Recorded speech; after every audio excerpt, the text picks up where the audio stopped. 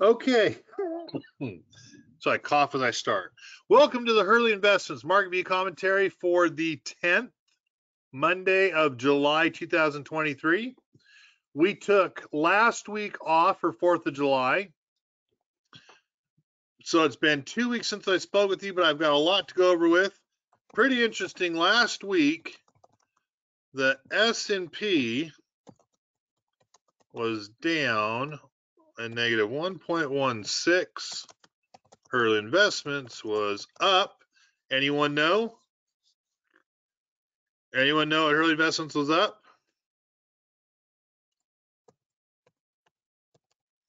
0.88. And our successes last week, Ford, Baidu, Meta, and Ford, Baidu, Meta, Square. Those were the ones that just kept moving last week. Someone asked, would you go over a couple of our positions? So going over positions always starts with what? What does going over positions always start with?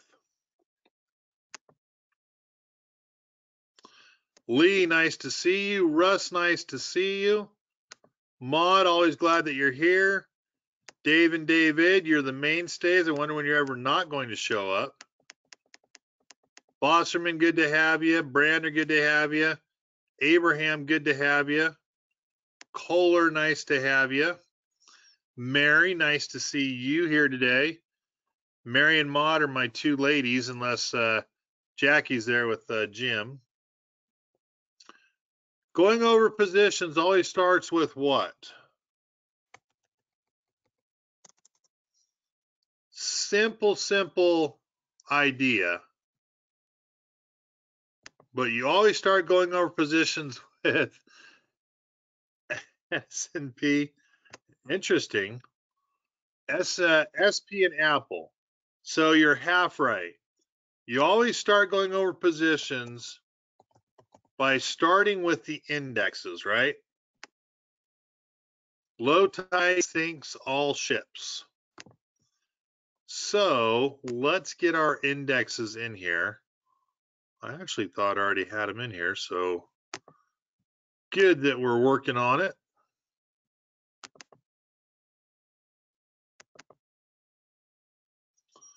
That is not our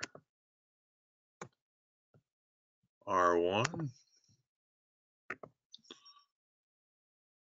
This device.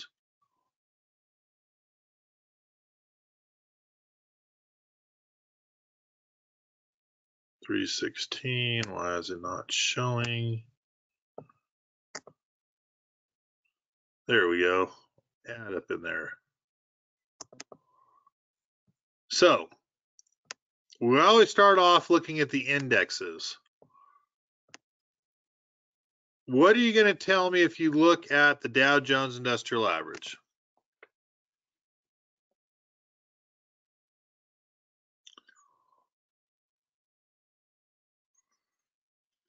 If you were to tell me about the Dow Jones Industrial Average, what would you tell me?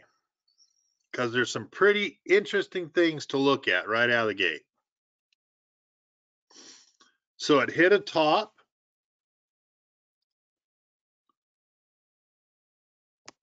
Choppy. I really like choppy. That's a good way to say it. You are true. I mean, it kind of did, in all honesty. It looks like it has pretty close here. There was a triple top. We headed down. Double top, headed down. So double top, we're heading down, but today we bounced. Today we bounced higher. Our catch here, though, are we bullish or bearish? Are we bullish or bearish on our market?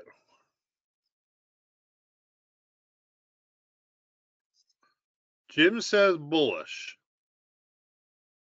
Anyone else? Kohler says bullish.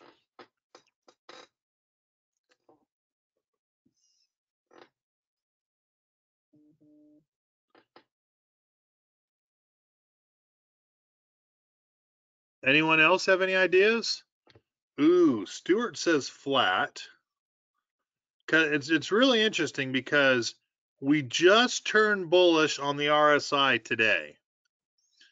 If we had crossovers 920, 515, 1530, they would be bearish.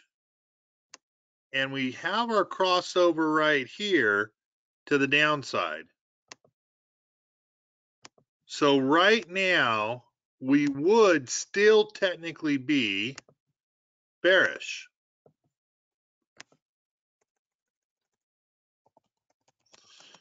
But a very interesting comment was made. Flat overall, going all the way across, pretty darn flat. Going all the way across, pretty darn flat. Short term, little bit different. We're looking at it short term. We've got a top. We've got a rising-ish trend line.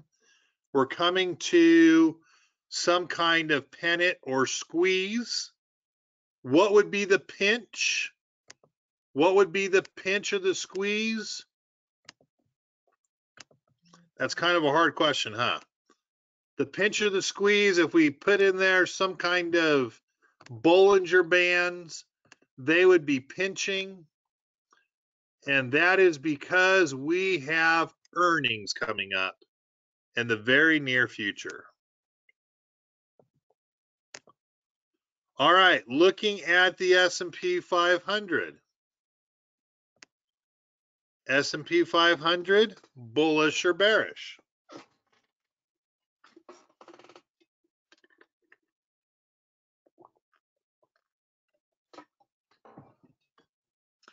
Lee, so glad to see you. Man, for those of you that don't know, Lee had a car accident. He is fine. And wow, so glad to see Lee back with us today and answering.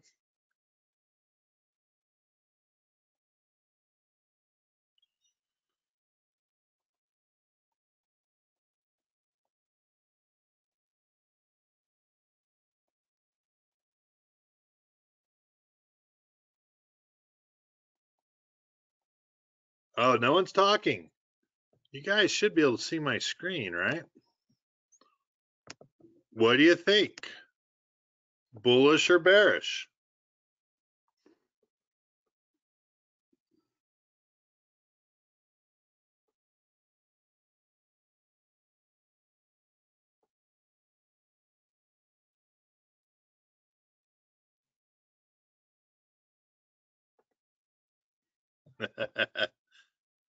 Also hit a top and started down. Cautious, flat, double top. So it's interesting because all those are true. We still have our bullish crossover here. It hasn't moved enough, so we're probably flat there. We have our bearish crossover right there. Technically speaking, you don't have a trend change until all three cross over. So technically speaking, the S&P 500 is still bullish. It is still bullish, but it is also longer term. Definite double top. Coincides with being overbought. Indexes do not stay overbought. You can make that same trend line where we're pinching. And yeah, I mean, it's pretty interesting.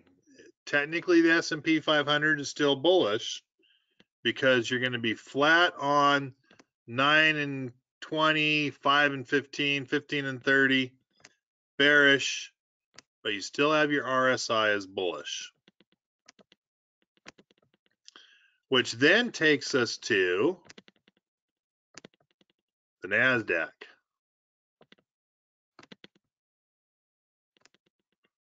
Is this fun to go over some of this older stuff so you guys can remember this? Or is this like, Kevin, come on, give us some more meat with our potatoes?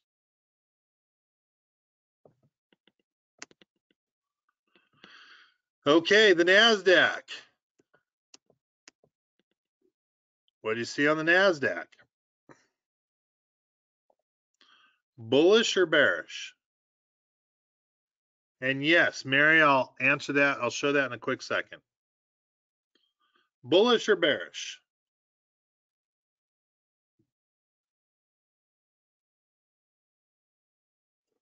More bearish divergence on the MACD, right? Which occurred, boy, 2 weeks ago. Still bullish on this crossover, and your crossovers here have definitely not crossed yet. The NASDAQ is still bullish. Now, Mary's like, Kevin, you need to prove yourself. So, for Mary, I would usually use crossovers as exponential moving averages. You could use the 9 and the 20, but Mary, I know you use the 15 and the 30. Is that what you would use?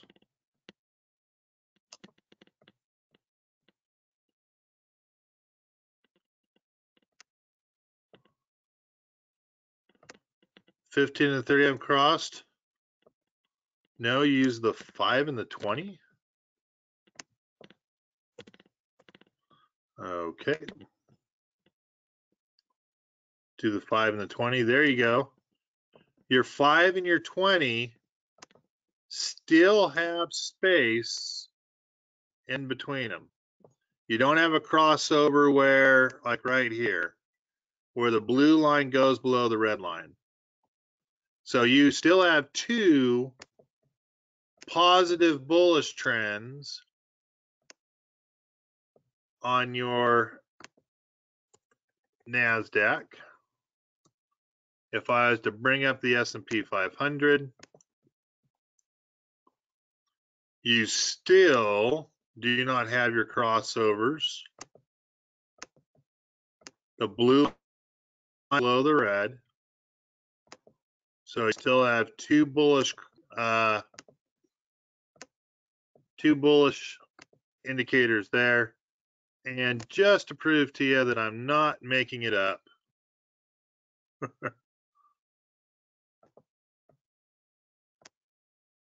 you technically do not have it. You're going to say, Kevin, you can't tell. I get it. You're awfully close, but they're almost laying flat on each other. You do not have your blue line crossing below your red. So pretty interesting. If we're going to look at stocks, you need to look at the indexes. So if we're going to look at the indexes in general,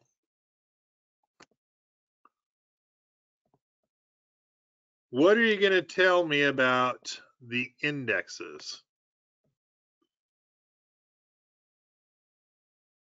Because that's where you're going to start, right?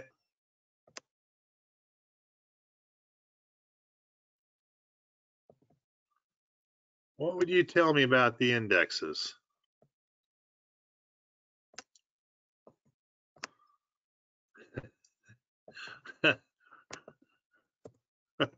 I'm going to change that just a little bit, but yes, mixed bag and mixed signals. Definitely. And of course, if it's okay with you, do it with one. I usually use the 50 and the 200 because this is what big money uses. They're a little bit slower. But just to prove that I, again, am somewhat understanding, yes, if we put those Bollinger Bands in there, you will see contraction as they move tighter. Not super tight, but yes, your Bollinger Bands have contraction in them. And if I was to, again, do them all,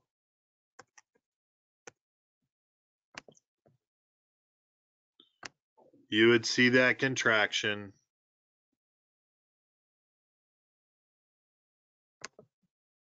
I'm going to erase the drawings. You'll see the contraction where they start to come in. And they're coming in this way as well as coming in this way. So that, yes, in fact, Jim actually just said, wow, a lot of you guys just said it. Still bullish but sideways, bullish but cautious. Caution is warranted. Be cautious. Cautious is the word today. Be cautious in your trading. Yes, everyone that just said that, all four of you, caution is warranted. Yes, every single one of you is correct. So, taking a quick look at a couple of our positions. Apple, still bullish. I don't want to get this back to where I normally look at it, because I want those simple moving averages, not an envelope. I want simple moving average and simple moving average. And I don't care about Bollinger Bands. And the reason why, so yes, when you just heard me say I don't care about Bollinger Bands, is because there's always a reason behind the pinching. Apple is coming off of overbought. It doesn't look much different than it did the beginning of June. So we do not have protection on Apple.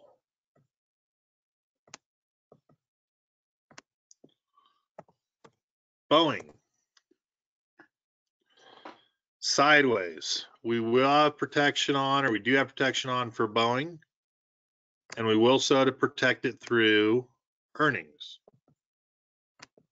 Bank of America. What a wild one this one was. Bank of America. Holding on. We will protect Bank of America for its earnings, but holding on to the 50-day for 3 days in a row. Can't seem to get above 28.80. 29.80 hit the $30, but it is holding its 50-day.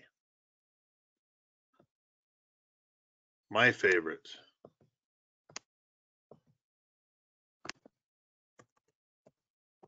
Baidu. Bullish. Heading up. We've had a good run on Baidu this year. Great job protecting it in March all the way down.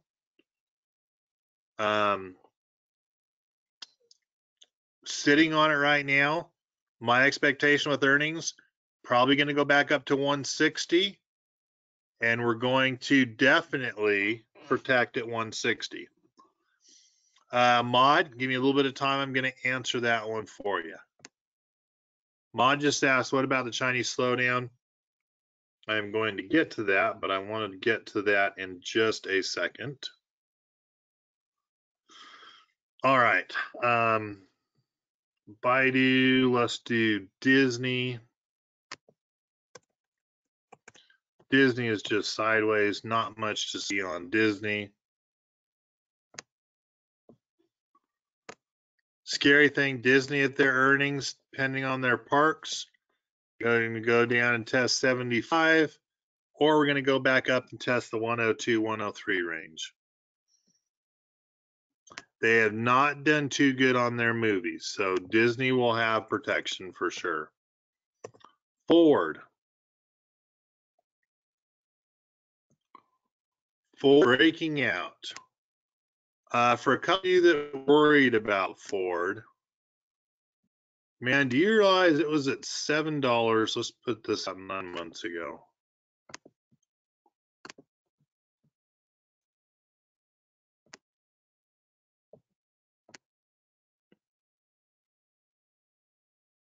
Guess let's go a year ago.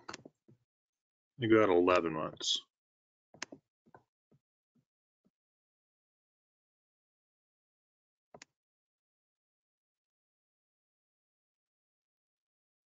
Man, why am I not thinking about this?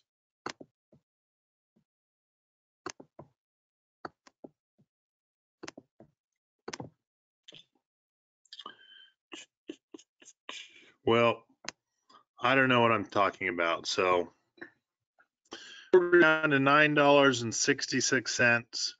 A lot of people thought we should be getting out of it. It's up at 15. I mean, we almost have a double on Ford. So it'll be interesting to see what they say. And Maud's got a couple questions. So actually, let me go to Maud's questions. So last week, the market was down because of China GDP, stimulus in China not working for reopening, and 20% plus unemployment in the 20 to 30 year old, and the what do you call it? The growth, the people, the birth. So we have an inverted pyramid for birth rates, meaning more old people than young. It's not level, it's an inverted pyramid. So China wasn't working for us on Thursday, and then on Friday, employment numbers disappointed. And that was the non-farm and private payroll numbers.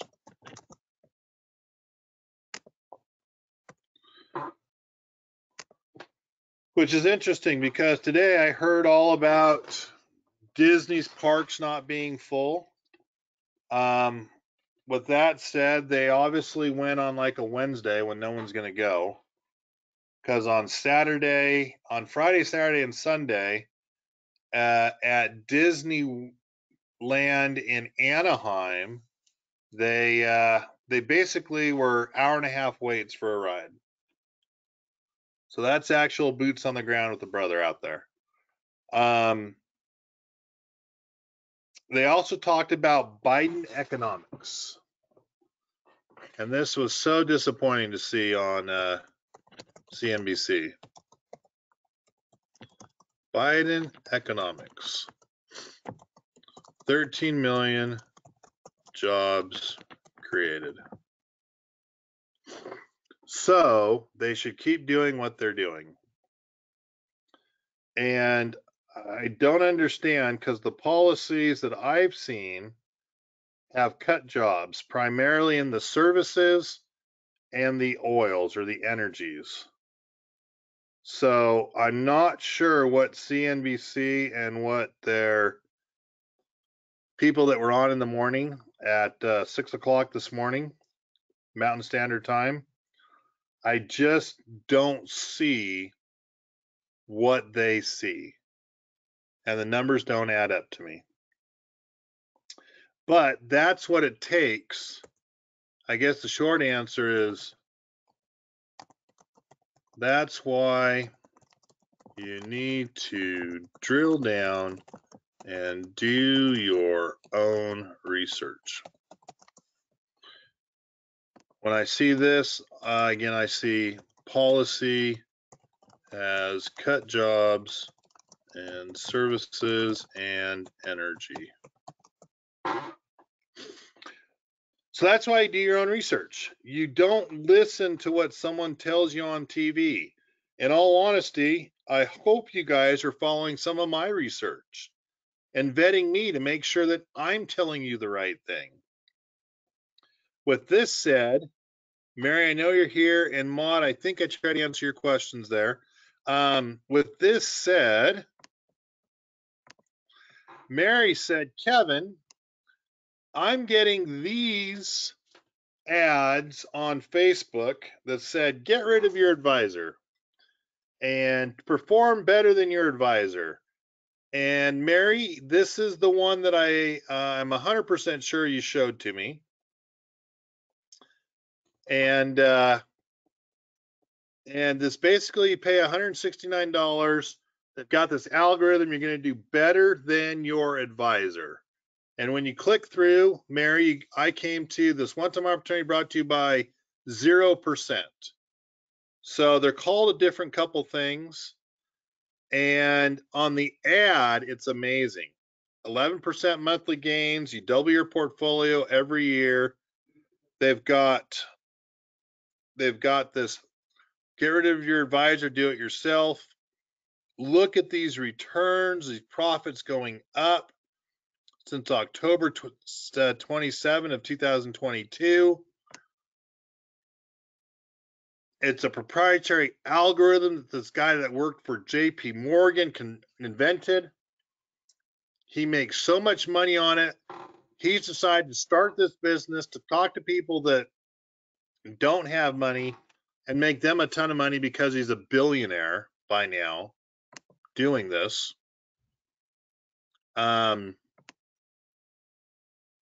Real returns, market stability.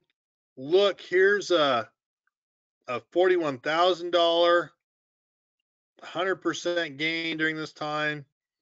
Look at all these stars they've been seen in all these places. Oh, look at all these people. 5 stars, nothing but great. It's real money. These are real people making all kinds of money.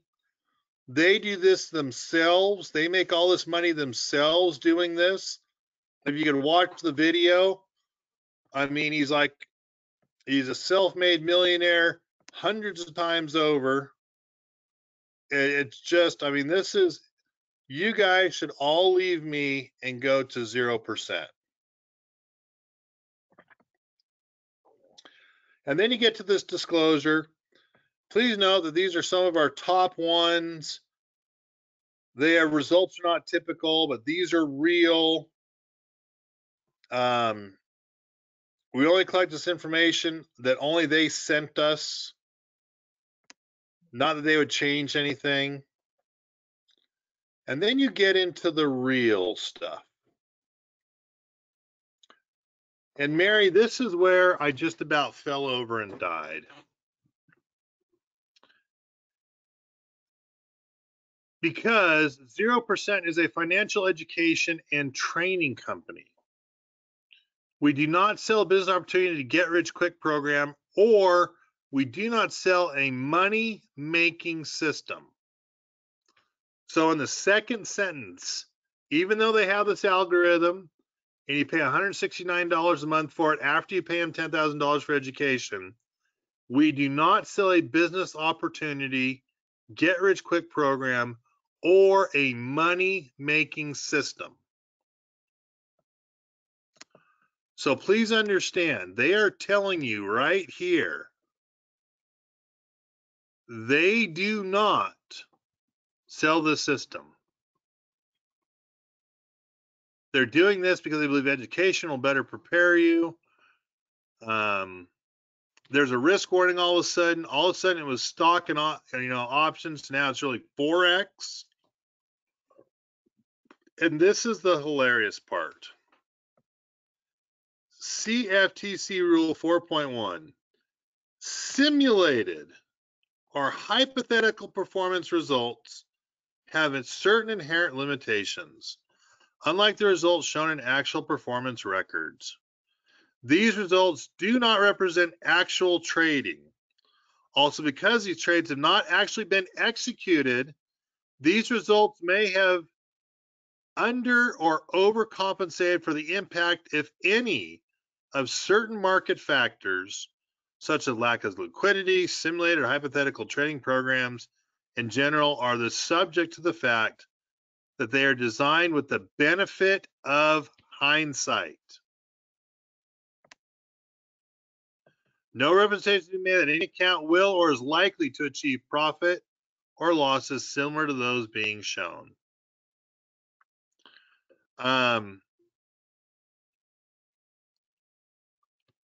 Mary, all I'm going to tell you is that when you see something that's in an ad on Facebook, it's just not in your best interest to buy all the hype. Now, I know a lot of you are like, well, Kevin, you've said, and yes, and I'm gonna stand by it. Yes, I have said that I have a process that beats the S&P 500. And it beats it handily. It's just mathematic equations as cycles go up and down. But I've also been doing this since 2003, showing you guys real results and real trades and real accounts. And it's what I do. And none of my websites are you finding simulated or hypothetical. And it's just something to point out.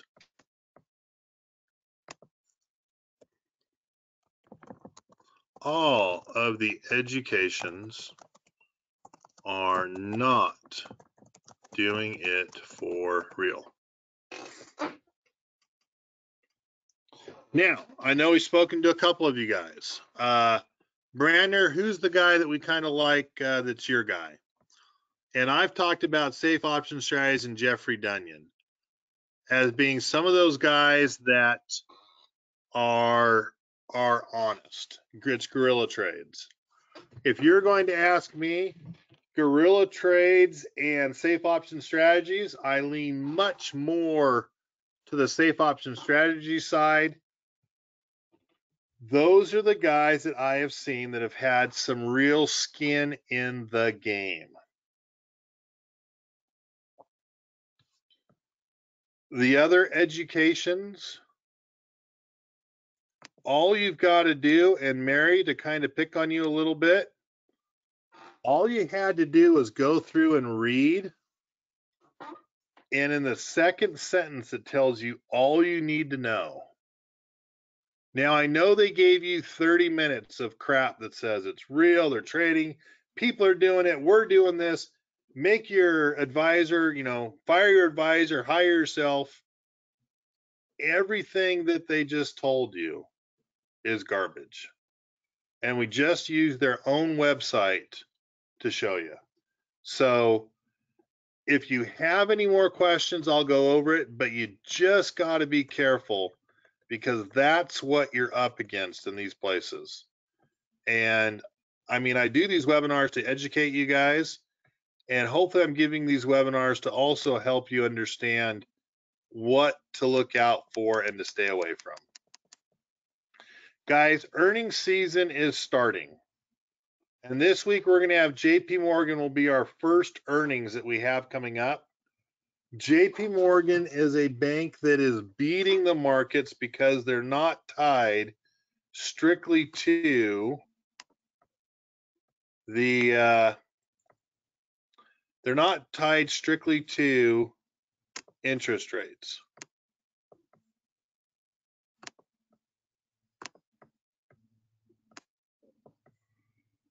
Are we going to protect JP Morgan?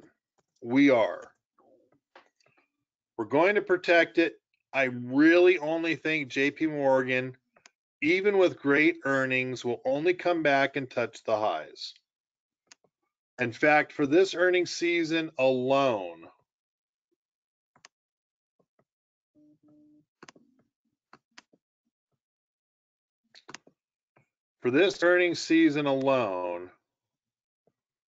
I would not think we're going to go higher because there's no catalyst to justify it. If anything, we've got 2 more rate hikes. And our rate hike in July, I believe, is like the 25th. So it comes towards the end of the month. And it's actually the 26th. Starts 25th, the 26th is when our rate hike meeting happens. We'll probably go another 0.25%. We do have some interesting core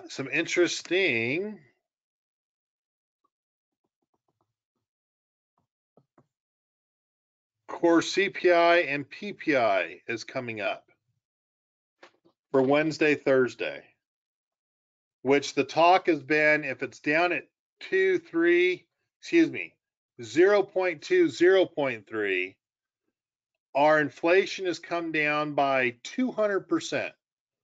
9% inflation is now going to be at a yearly run of 3% or 3.6%,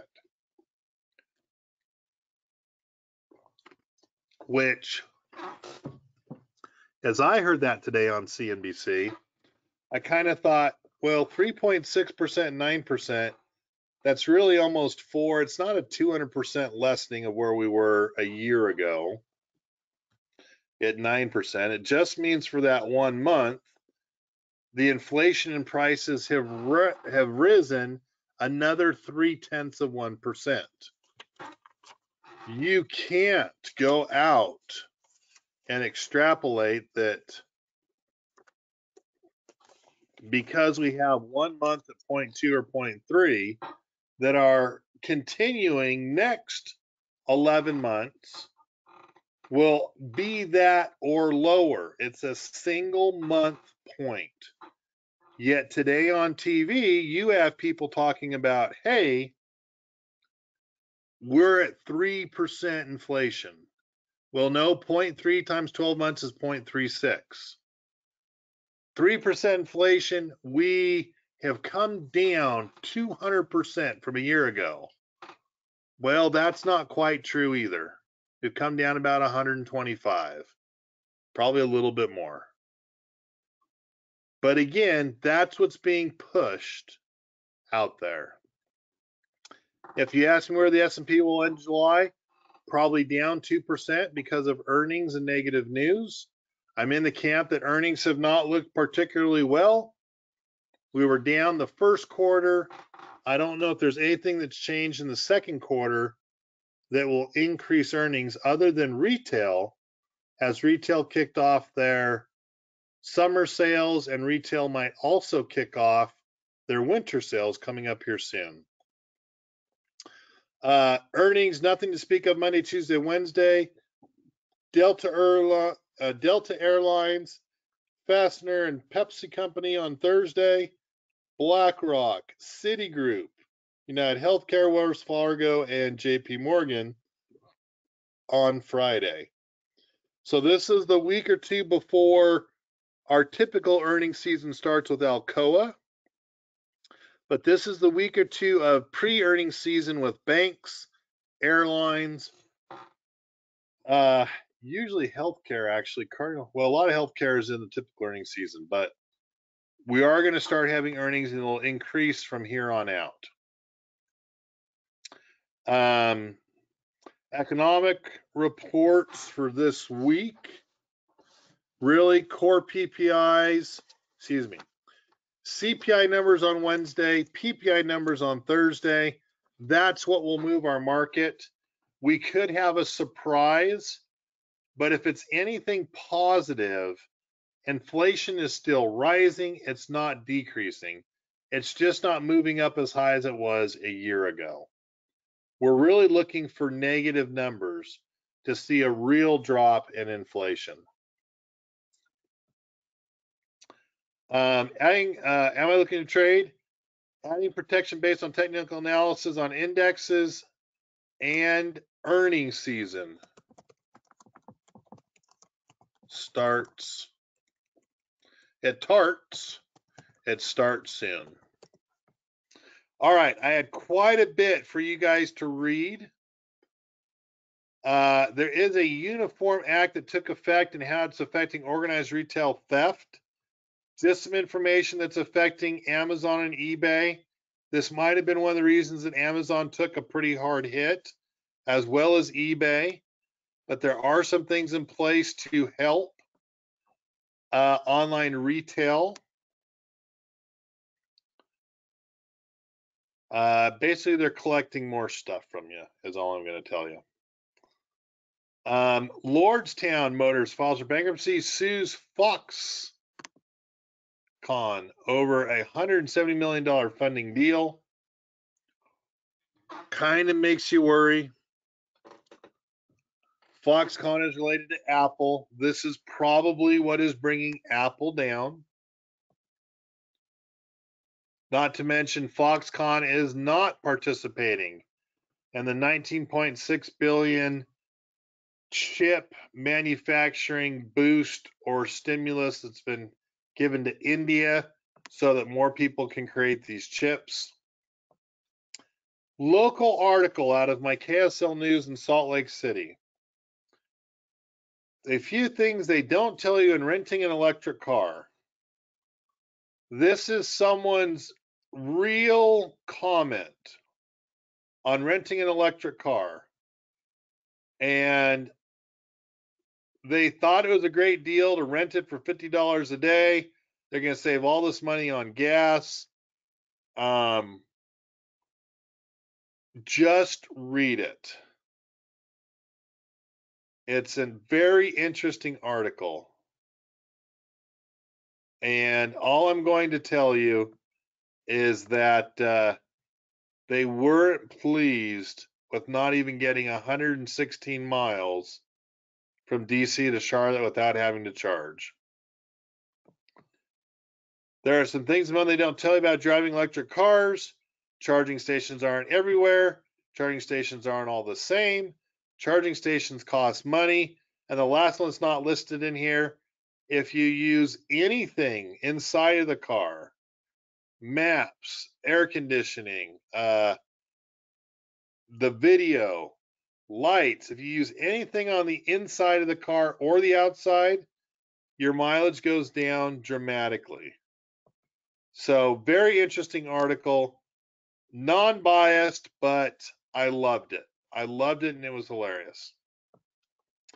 ESPN saving millions of dollars as they're canceling some on-air personalities.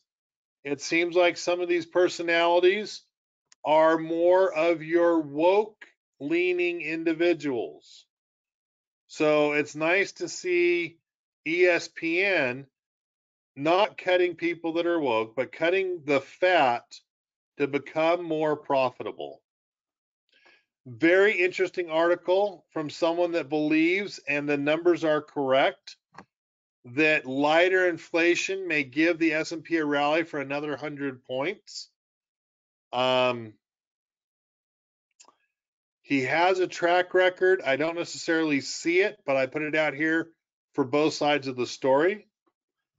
Twitter traffic is tanking as Meta threads hit 100 million users. Your alternative to Twitter is Meta's Threads. Twitter's already launching a lawsuit. It's not going to get anywhere, I don't think. But one of the reasons why we've had a 10% rise in Meta over the last 30 days. I have another thing about the banking right now. And all I'm going to suggest to you is that I would stay away from regional banks in general. There's going to be a huge swap over on bonds.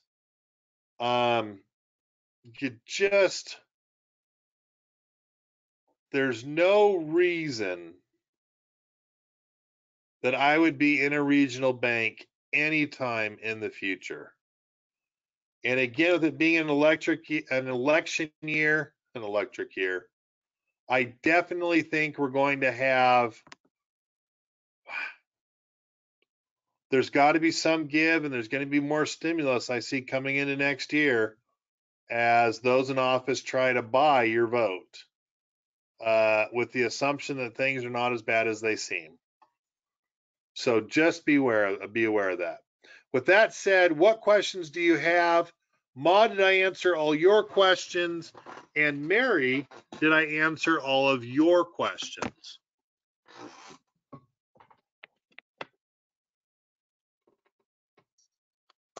Thank you, Maud. Maud just said yes to answering questions. And Mary, thank you very much. Any other questions you guys have that I can answer? If not, then we will call it a night. Stuart, give me 11 minutes and I will call you at the top of the hour. Earnings is coming up. So with more stimulus, market goes up in 2024. Yes, that would be my expectation. And usually I don't have the historical figures in front of me, but usually US markets are up in election years because we're given a lot. That's the short answer.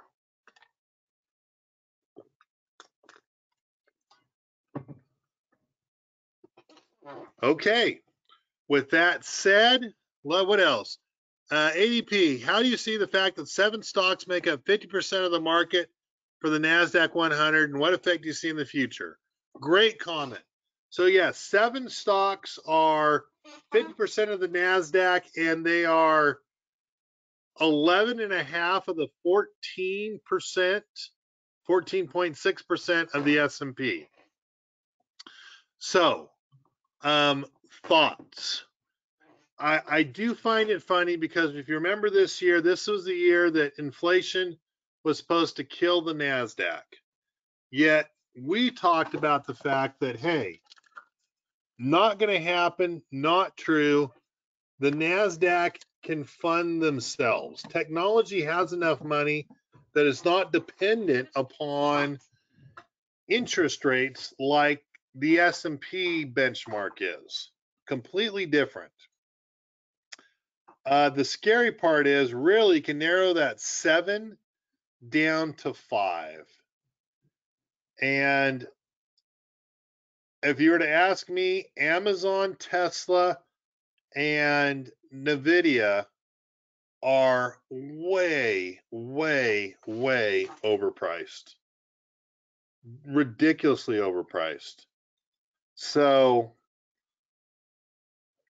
I'm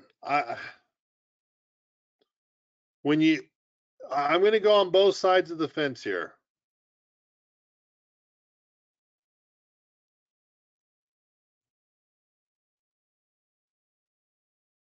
Give me a quick second.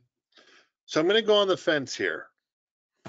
The fact that it's only 7 stocks tells me that there are plenty of stocks that can still recover.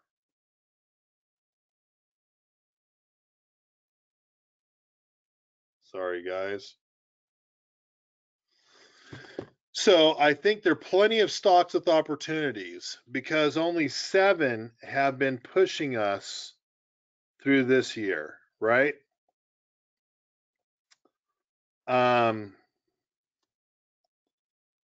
Some of the other ones that are performing that are somewhat ridiculous outside of the Microsoft, Apple, and what have you.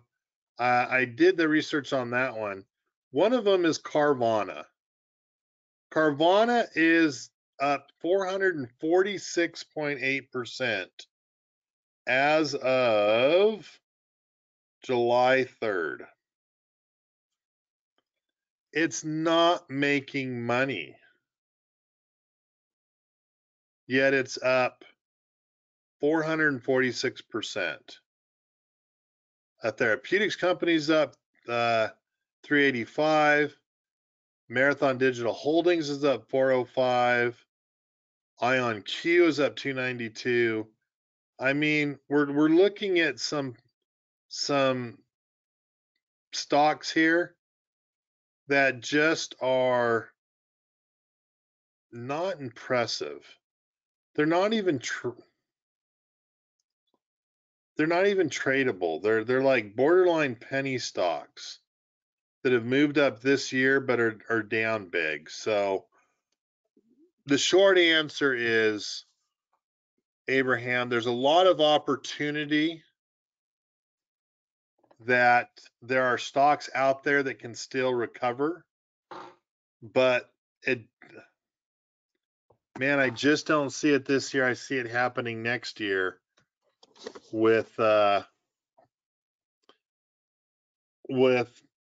officials promising and giving us some type of stimulus on an election year. So that's my short answer. Bill, you're killing me. Bill Brandner's killing me. Bill Brandner's ticked off because I had to bring the SEC in to move one of his accounts over.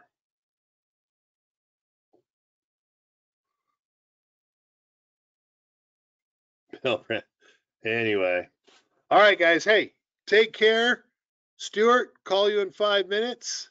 And thank you, Bill. Bill and I have a love-hate relationship. He loves to see if I can hate him.